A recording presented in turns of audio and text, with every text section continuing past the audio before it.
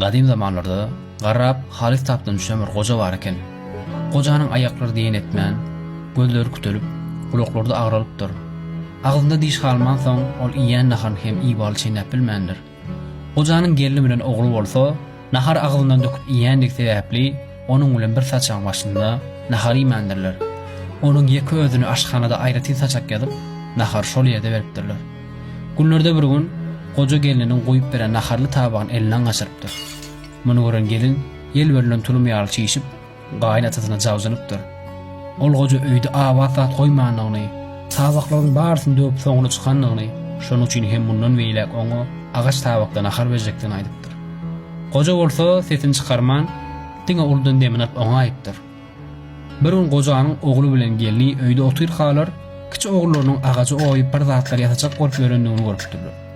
Şonda kakasy oglanjaga, "Oglum näme ýasaýaň?" diýip sorapdyr. Oglanjagam, "Kak agaçdan tabak ýasaýaryn, siz garranyňyzda şulara nahar goýup size berjek" diýip jogap beripdir. Olar şonda özleriniň ötä geçendiklerini düşünipdirler. Şeýlikde gojanyň gelini bilen ogly ýene goja bilen bir saçan başynda nahar ýemäge başlapdyrlar.